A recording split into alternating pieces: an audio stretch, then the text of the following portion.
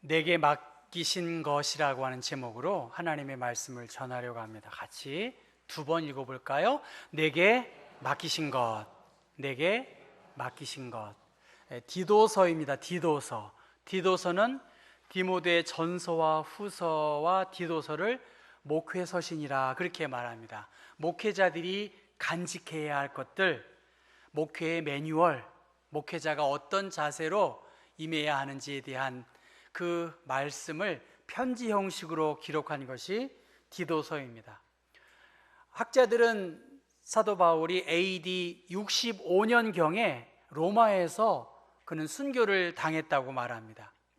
65년이고 그가 61년부터 65년까지 소아시아와 그리스에서 전도 활동을 펼치게 되었습니다. 디모데 전서, 후서, 디도서, 빌레몬서 모두가 지금 소아시아와 그리스 지역에서 복음을 증거하다가 사도 바울이 이제 자신의 죽음의 때를 인식하고 순교의 때가 가까웠음을 고백하면서 믿음의 아들 디모데 그리고 믿음의 아들 디도에게 유언과 같은 마음으로 편지 형식으로 기록한 것이 디도서입니다. 여러분, 오늘 이게 지금 바울 선생이고요.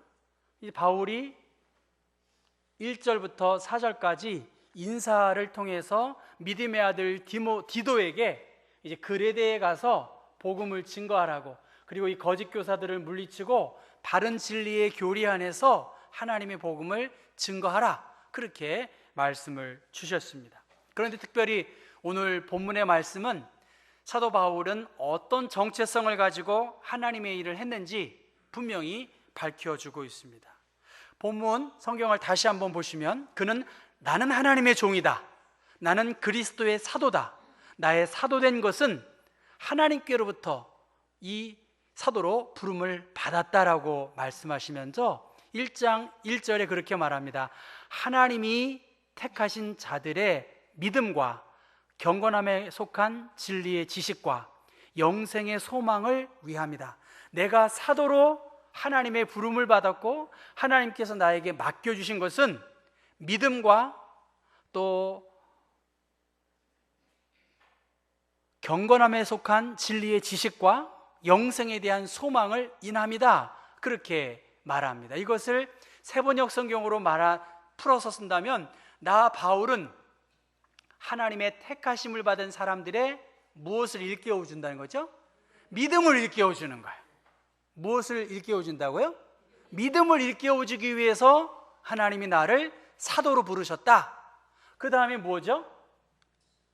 경건함에 딸린 진리의 지식을 가르쳐 주기 위해다. 경건함에 딸린 진리의 지식, 경건함에 딸린 진리라고 하는 것을 세번역 성경의 각 줄을 쫓아가 보면 종교적인 진리를 깨우쳐 주기 위해서 하나님이 나를 사도로 불러주셨고, 그 다음에 쭉 내려가면 그 영생의 복음에 대한 가르침을 주기 위해서 거짓 없으신 하나님께서 영원 전부터 약속해 두신 영생에 대한 소망을 품고 예수 안에 영생이 있음을 증거하기 위해서 나를 사도로 하나님께서 삼아 주셨다, 그렇게 말하고 있습니다. 하나님께서 바울 선생에게 맡기신 첫 번째 일, 바로 하나님의 택하신 자들의 믿음을 일깨워 주기 위해서 사도가 되었다는 것입니다. 하나님께서 구원을 주시기 위해서 창세 전부터 예수 그리스도 안에서 택정해 놓으신 자들의 믿음을 일깨우기 위해서 나 바울은 하늘의 부름을 받았다는 겁니다. 하나님이 많고 많은 사람 중에 하나님이 우리를 구원해 주시고 거룩하신 이 사명에 부르신 것은 우리의 행위가 의로워서가 아니라 예수 그리스도 안에서 우리에게 주신 하나님의 은혜로 인하여 믿음 안에 살도록 하기 위해서 하나님이 우리를, 이 사도 바울을, 디도를 우리에게 이 사명을 맡겨 주셨다는 것입니다. 더 쉽게 말하면 믿음이 더 자라기 위해서, 믿음을 더 향상시키고 도전 주고 용기를 주고 믿음으로 살아가도록, 믿음으로 양육하기 위해서 사도로 불러 주셨다는 것입니다. 여러분, 무엇을 내가 믿고 있는지 내가 알고 믿어야 되지 않겠습니까? 아, 교회 오니까 좋아. 아니, 뭐 교회 오니까 마음이 편안해. 좋은 분이 이렇게 있어서 난 좋아. 그것도 하나의 중요한 이유 중에 하나지만 한 걸음 더 나아가도록 그렇게 믿음의 진보를 이루어야 되겠다. 그렇게 바울 사도는 거룩한 부담을 가지고 있었습니다. 고린도후서 5장 7절의 말씀 보면 우리가 믿음으로 행하고 보는 것으로 행하지 아니한다. 그렇게 말합니다. 대부분의 사람들은 보여지는 거, 드러나는 거, 그것으로 자신의 옳고 그름을 판단합니다. 최근에 어디에서 몇만 명이 모이고 어디에서 몇만 명이 모이고 많이 모인 건 사실이에요. 근데 그게 그렇게 중요할까요? 누가 더 많이 모였고 내가 더 옳고 저 사람은 틀리고 그것에 대해서 무례한 것 같아. 제가 보기엔 정말 무례한 민족 같아. 제가 보기엔 내가 알고 느끼고 내가 생각하는 것이 다 옳은 것은 아닙니다. 그 기준이 내가 될 때 내가 만족해야 하고 내 마음에 성이 차야 이것이 옳다라고 지극히 감정적으로 이성의 분별력이 없이 판단하는 경우가 많이 있습니다. 그런데 믿음으로 행한다는 것은 무엇입니까? 하나님을 신뢰하기 때문에, 하나님의 약속을 믿기 때문에, 내가 생각하기에 맞지 않지만 하나님을 믿고 행한다면 말씀의 지시대로 믿고 믿음으로 행한다는 거예요. 제가 어저께 사무실에서 있는데 그렇게 욕을 한참 해요. 그 사람 목사 같아요. 전 목사라고 생각하지 않아요. 그러면서 밤엔 또 뭐 찬송가를 부르고 난리를 치는 거예요. 저는 그분 정말 문제가 많다고 생각해요.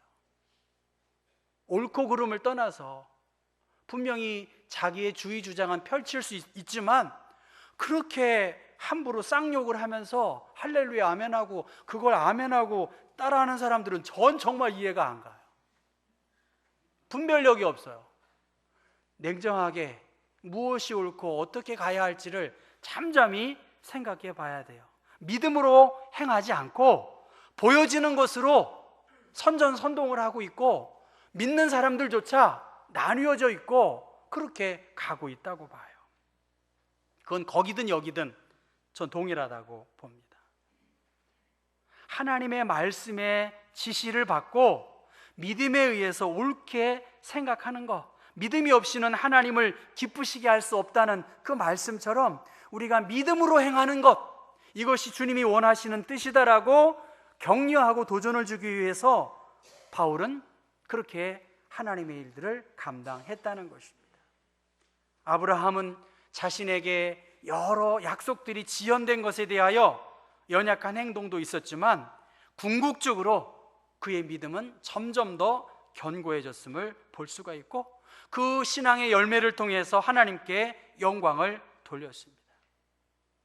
믿음에 분별력이 있어야 하고 판단력이 있어야 하고 그것이 하나님과 이 나라와 민족을 위해서 어떻게 가야 할지를 한번 곰곰이 생각해야 됩니다. 보여지는 것만이 아니라 정말 내가 믿음으로 이 일들을 감당하고 판단하는지 이 믿음이 주님께 합당한지를 우리가 생각해 봐야 합니다.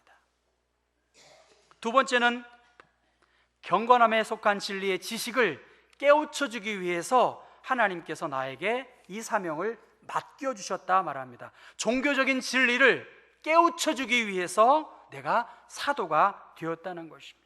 여러분, 종교적인 진리가 뭘까요? 예수 그리스도를 통해서 십자가를 통해서 하나님의 구원의 계획이 이루어진 사실, 예수께서 인간의 몸을 입고 이 땅에 오셨고 우리의 죄를 대신하여 십자가에 못 박혀 죽으시고 그 보혈의 공로로 내가 깨끗함을 얻었고 예수께서 십자가에 죽으시고 부활하셨고 승천하셨고 잠자는 자들의 첫 열매가 되셨고 우리도 언젠간 죽지만 몸이 다시 사는 것처럼 영원히 사는 것을 믿는 것, 주님이 다시 심판주로 오셔서 참과 진리를 심판하시는 그것을 우리가 소망하고 믿는 것이죠. 바로 예수 그리스도와 하나님과 성령을 통해서 어떻게 이 절대자이신 하나님을 내 마음의 구원자로 주님의 인도하심 속에서 살아가야 하는지를 경건함 속에서 이 진리를 깨우치도록 그렇게 하나님께서 나에게 이 직분을 맡겨주셨다라고 말씀하십니다. 여러분 한번 2절과 3절을 다시 한번 여러분 성경을 같이 보면서 읽어봤으면 좋겠어요. 2절과 3절입니다. 시작. 영생의 소망을 위함이라. 이 영생은 거짓이 없으신 하나님이 영원 전부터 약속하신 것인데 자기 때에 자기의 말씀을 전도로 나타내셨으니 이 전도는 우리 구주 하나님이 명하신 대로 내게 맡기신 것이다. 영생의 소망을 너희들이 알도록, 그것을 깨우치도록, 그것을 선포하도록 맡기신 것이 하나님이 바울에게 맡겨준 사명이라는 것입니다. 그리고 그 4절 말씀에 같은 믿음을 따라 나의 참 아들 된 디도 너 또한 이 영생의 소망을 품고 믿음으로 살아가라, 그렇게 말씀하셨습니다. 여러분 요한일서 5장 12절의 말씀 보면 같이 한번 읽어볼까요? 아들이 있는 자에게는 생명이 있고 하나님의 아들이 없는 자에게는 생명이 없느니라. 요한일서 5장 12절에 너무나 중요한 말씀이에요. 성경의 기록의 목적은 무엇이냐? 예수가 영생이심을 알게 하도록 이 성경이 쓰여진 것입니다. 예수를 마음의 구원자로 믿으면 생명이 있는 거예요. 그래서 요한복음 6장 말씀 보면 내 아버지의 뜻은 아들을 보고 믿는 자마다 무엇을 얻는다고요? 영생을 얻는다는 거예요. 이 예수 그리스도 안에 무엇이 있다는 겁니까? 영생이 있다는 거예요. 생명이 있다는 거예요. 그 예수를 받아들이면 예수 안에 영생을 우리가 누릴 수 있는 것이고 마지막 날에 내가 이를 다시 살리리라 하시니라. 믿는 자는 무엇을 가졌다고요? 요한복음 6장 47절에 영생을 가졌다는 것입니다. 이 영생의 소망을 위함이라. 이 전도는 우리 구주 하나님이 명하신 대로 내게 맡기신 것이다. 영생의 복음을 나에게 맡겨주셔서 이 전도라고 말하는 것은 이 하나님의 말씀을 선포하고 다른 사람들에게 드러내도록 그 사명을 주셨고, 바울은 마지막 주님이 부르시는 그날까지 이 사명을 완수하다가 주님께로 갔습니다. 그러면서 어떻게 말하나요? 4절 말씀 같이 한번 읽어볼까요? 4절. 같은 믿음을 따라 나의 참 아들 된 디도에게 편지하노니 하나님 아버지와 그리스도 예수 우리 구주로부터 은혜와 평강이 내게 있을지어다.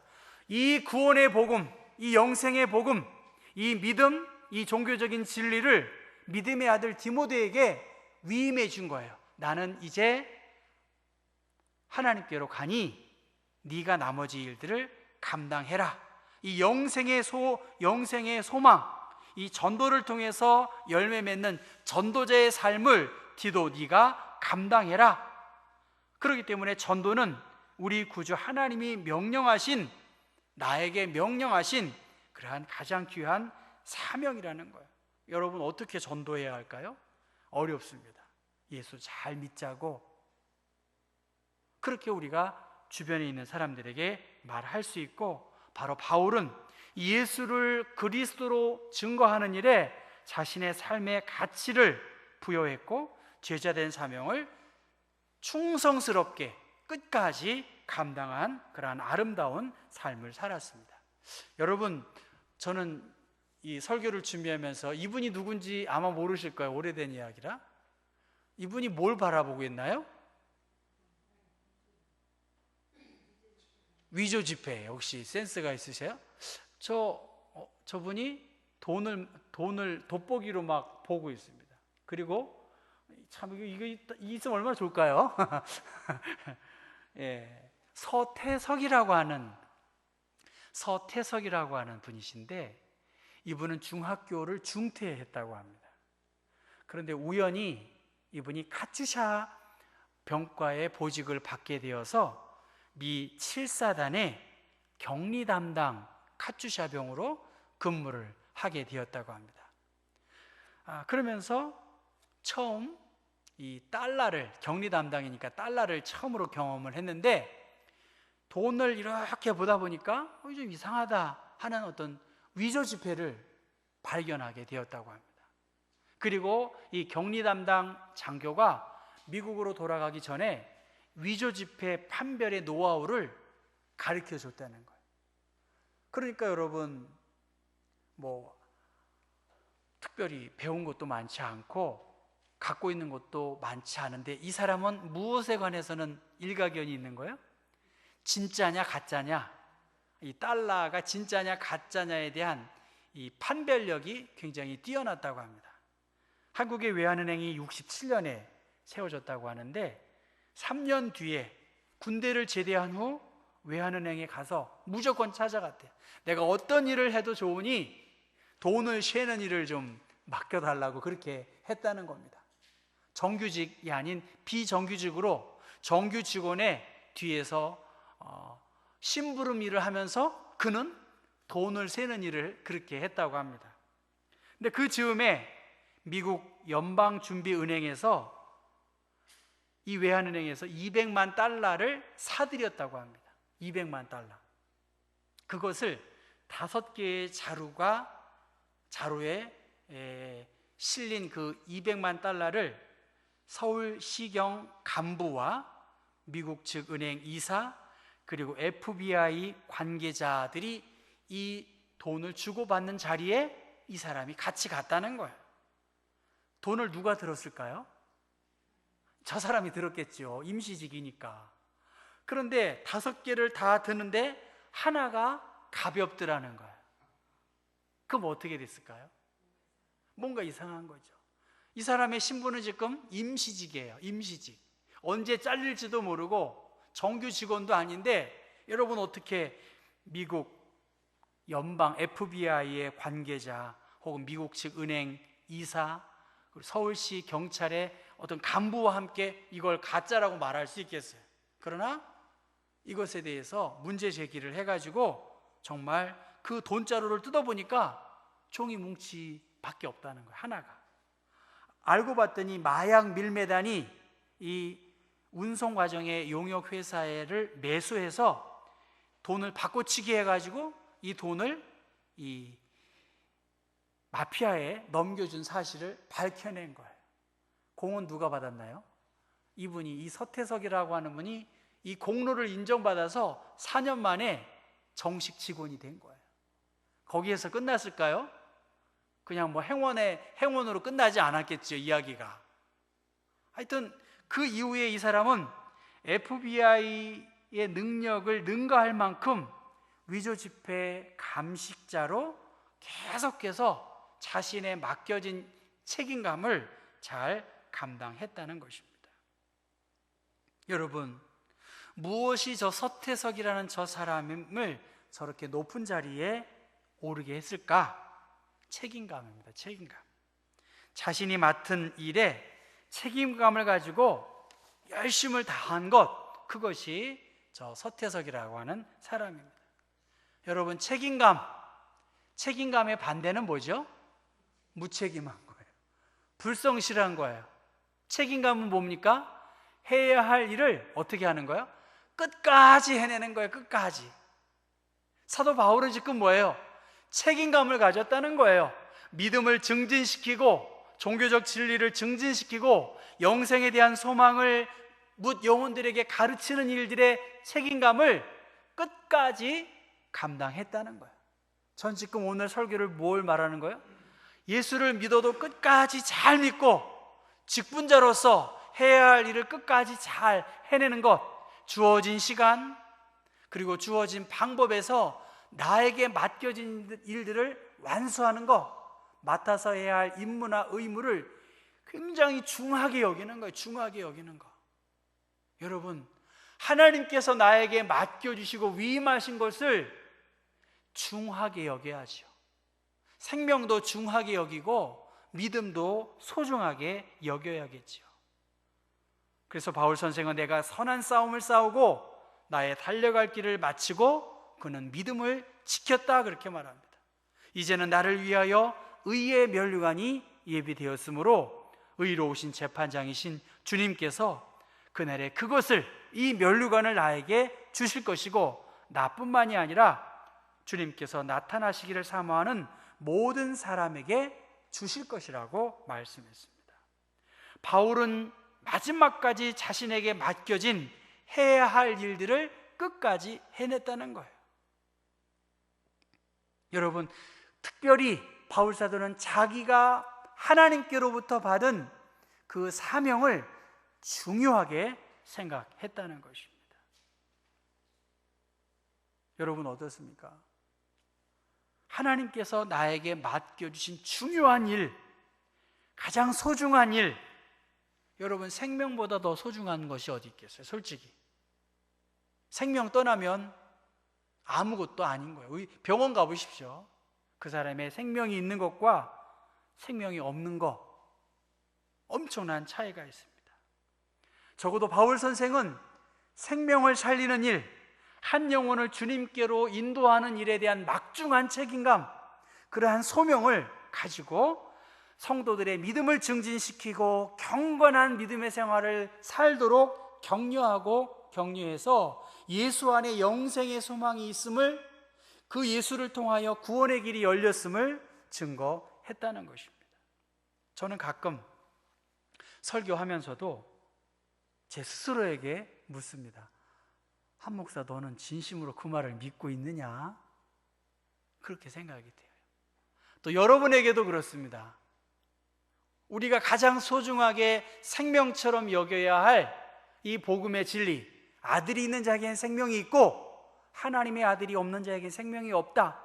아들을 보고 믿는 자는 영생을 얻고 믿는 자는 영원한 생명을 얻는다는 이 하나님의 말씀을 나는 믿고 있고, 이 믿음 안에서 이 생명의 영생의 복음을 전도해야 할 사명을 갖고 있느냐는 거예요. 내가 전하고 있는 것 진정성 있고 믿음 속에서 고백하고 있고, 그러면 어떻게 하면 이 복음을 전하기 위해 애를 쓰고 있느냐? 중히 여기고 귀히 여기는 사명을 감당하고 있느냐는 것입니다. 지난번에 어느 유명한 교회를 설계한 분을 제가 만난 적이 있어요. 그분은 그렇게 말합니다. 내가 생각한 의도대로 되어지지 않고 한 70% 정도는 설계대로 건축이 진행이 되었다, 그렇게 말합니다. 꼭 설계자만 가지고, 왜냐하면 채택이 안 되면 그 일을 따낼 수가 없으니까 타협을 해야 되고 양보를 해내야 된다는 것입니다. 설계를 의뢰받고 건축가는 전문성을 발휘하지만 이 의뢰자를, 이 건축주를 설득하는 것이 쉽지 않다는 것입니다. 그래서 어떤 설계사는 이 건축물의 마감 재료를 노란색으로 만들고 싶었다고 합니다. 잘 들어보세요. 노란색으로 이 실외를 만들어 보고 싶은데, 그는 설계 기간 그리고 건물이 지어질 때 이 마감 처리가 무슨 색깔로 말해야 될지를 한 번도 말하지 않았다는 거예요. 그런데 이 설계사는 이 건축에 대한 설계 미팅을 갈 때마다 그는 노란색 넥타이를 메고 갔다는 거예요. 또 다음 미팅 갈 때는 아무 말도 안 하고 갑자기 손수건을 꺼내는데 어디 요새 땀이 막 나요 하면서 무슨 색깔의 아이고 어디 있는지 잘 모르겠네. 무슨 넥타이, 무슨 색깔을 꺼냈을까요? 노란 색깔을 덥다고 그렇게 이야기를 했다는 거예요. 또 다음번에 미팅 갈 때는 노란색 와이셔츠를 입고 오고요, 노란색 모자를 쓰고, 그렇게 계속 미팅할 때 뭘 한 거예요?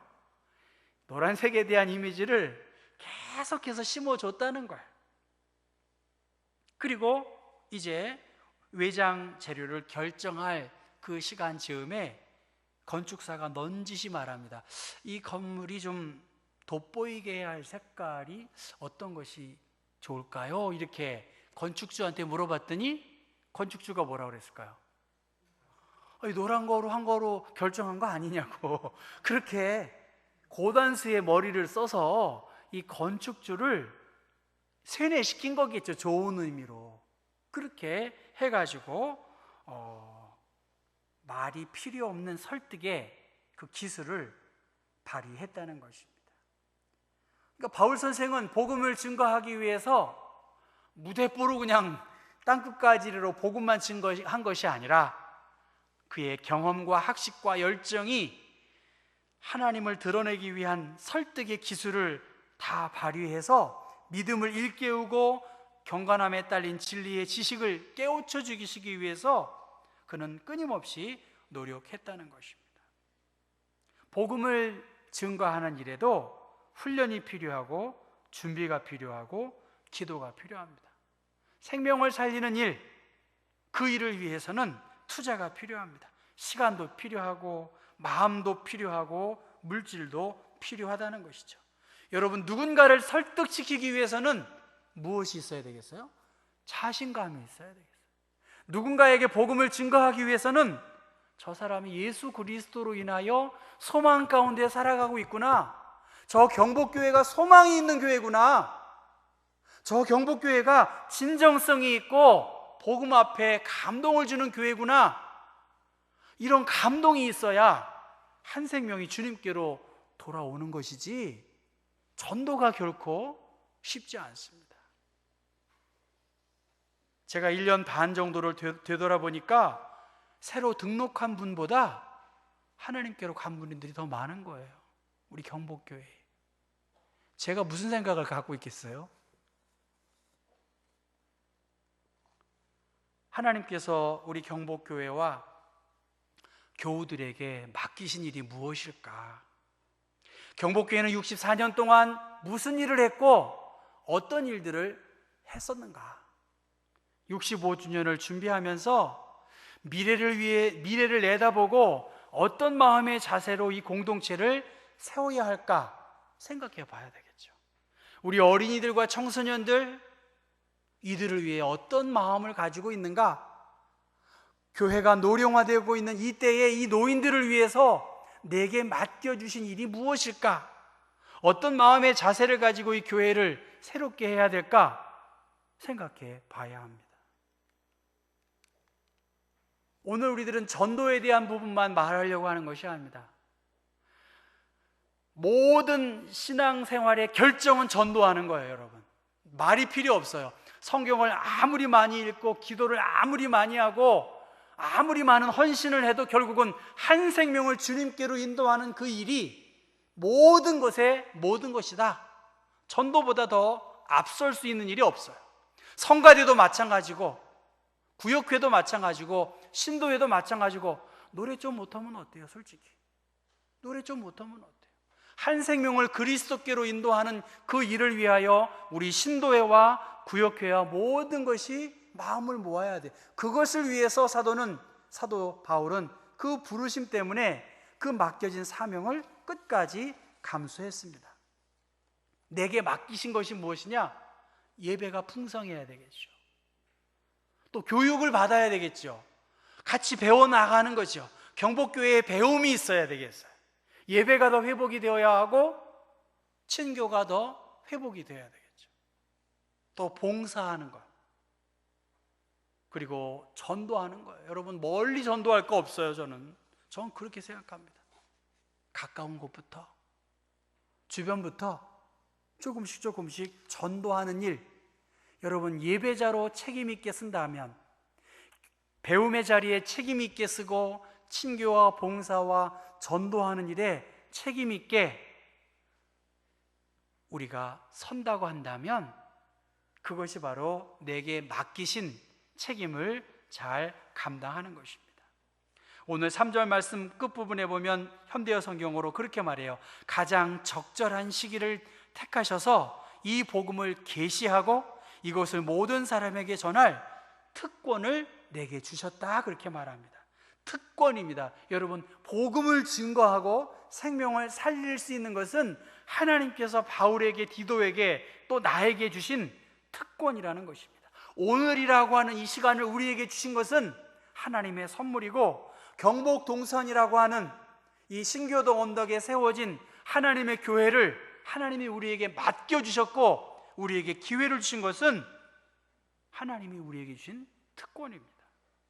경복교회의 존재의 이유, 그것은 복음을 증거하는 거예요. 오늘 말씀도 분명히 말씀하시잖아. 하나님의 명령은 이것이니 생명을 살리는 거예요.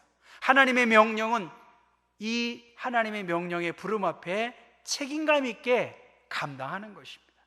물론 우리가 전도만을 하자는 것은 아니에요. 예배가 풍성해지고 배움과 친교와 봉사와 하나님을 향한 거룩한 마음들이 품어지면 여러분 자연스럽게 하나님의 역사가 드러날 것이라고 믿습니다. 전심전력하라고, 그래서 너의 성숙함을 모든 사람에게 나타내라고 디모데의 전서를 통해서 하나님은 우리에게 말씀하십니다. 특별히 디모데처럼, 디도처럼, 바울처럼 내가 책임감 있게 하나님의 일들을 더 감당할 수 있는 은총을 허락해 달라고, 그러한 열심을 가지고 우리가 하나님을 더 높일 수 있기를 바랍니다.